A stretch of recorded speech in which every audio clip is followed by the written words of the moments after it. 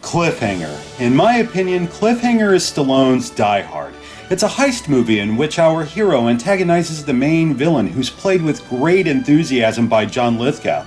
Every character, no matter how small, has an identity. On top of that, the action is downright breathtaking. I think it's one of Stallone's best. Of course, it had video games for both Genesis and Sega CD. Okay, it's a side-scrolling beat-em-up with light platform jumping throughout. Of all the genres they could have gone with, I suppose this made the most sense. You can punch, kick, and jump. Double tap the D-pad in either direction to run. If you press punch while running, you'll bash enemies pretty hard. That, or you can jump kick them flat on their ass. You like soccer? It's a great sport. Aside from that, pressing punch and kick simultaneously will perform a sweep kick, though it will cost you. Yeah, it takes a bite at your life bar, which I hate. In my opinion, that renders the move useless. Useless items are usually discarded. Enemies are standard. The Steven Seagal-looking motherfucker mirrors your moveset, while this jackass wants to be stabby. Nothing new there. At least you can steal his blades and cut some bitches up. The animation looks decent, but the control is a little stiff. Not as fluent as previous efforts like Streets of Rage or even Hyperstone Heist. It's not unplayable, though it does require some adjustment. Now this first level looks and feels really bland. I know the film takes place on a snow-covered mountain, so I expect to see lots of grays and whites. Still, this sequence in the movie took place during a blizzard. Couldn't it be snowing? Look at Streets of Rage 2. There's plenty of on-screen enemies, and it's pouring rain to boot. The same should have been done with Cliffhanger. Just a gust of wind or light snowfall would have given this some life. Honestly, I don't think it would have helped very much. It really isn't all that memorable where action is concerned, and as I pointed out, the visuals are paint by numbers in their simplicity. Baby, he lies! Later, you climb a rock face littered with snipers that adds very little to the fun factor. Even if they land a few hits, there's a checkpoint that refills your life as soon as you reach the top. Where the game comes to a crashing halt, for me at least, is this stupid fucking stage in which you outrun an avalanche. This happens in the movie, so I'm okay with that, but it's ridiculous. The action's way too close. I barely have time to react. If you jump too soon, too late, or move too slow, you're fucked beyond belief. The only way to move onward is to play it so many times that you memorize every rock, every log, and every clearing. A lot of games are like that, though I feel this stage took it way too far.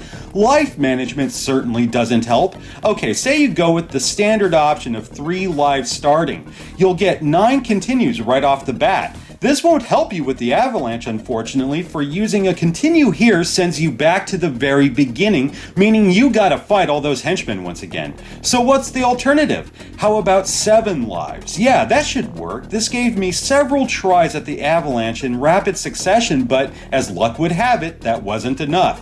Check this out. If you should opt for 7 lives, all your continues are taken away.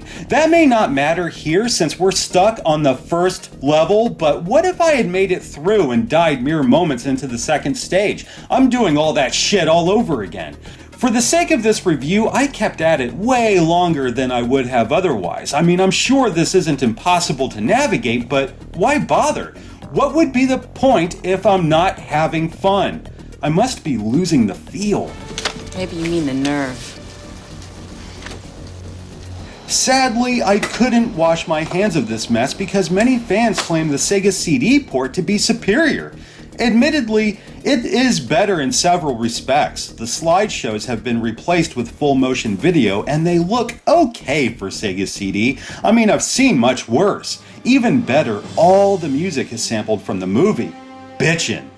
As for gameplay, it's the same dull, unimaginative ass-kicking we got on Genesis, but with new avalanche stages. On the surface, it's a big improvement. While it has even less to do with the movie now that Stallone's on a fucking snowboard, this is way more exciting to look at. Playing it, on the other hand, leaves a bit to be desired. Again, it's a test of memory and patience. I have a hard time judging distance, so I end up crashing into all these boulders, pillars, trees, and mounds of dirt, losing life with every impact. When I first played this stage, I went full throttle down the mountain, jumping like the frog trapped in my oven. As you'd expect, I died. Often. Alright, so I took it slower, which proved more effective. I died a lot, though I made it farther than I had before, only to see a goddamn tunnel. I was like, thank merciful Christ, it's over. No, it's a checkpoint. The first of 4. I know this because Silverwings21, a total fucking madman when it comes to beating hard games, beat this bitch in just 2 days, recording a walkthrough in the process. I've sat through his videos so many times trying to get this down, but I'm at a loss here. The blocks and barriers only grow more and more ridiculous with every checkpoint, creating one of the most infuriating obstacle courses I have ever experienced. If you doubt me, check out his video, because I'm done. Really, why should I play this any further? What's the point? What do I have to prove? Nothing. So what if I make it through? Oh, I still get to enjoy more boring-ass enemies and extreme sports? I must admit, this game's a real piece of work. Yeah, and I must admit, you're a real piece of shit. Cliffhanger is not a fun game. Not for me. If you're a hard ass that takes pride in beating stale, frustrating shit, then Cliffhanger is definitely for you. If you're looking for a game that's both fun and hard, I say stick with Demolition Man. Season's over, asshole!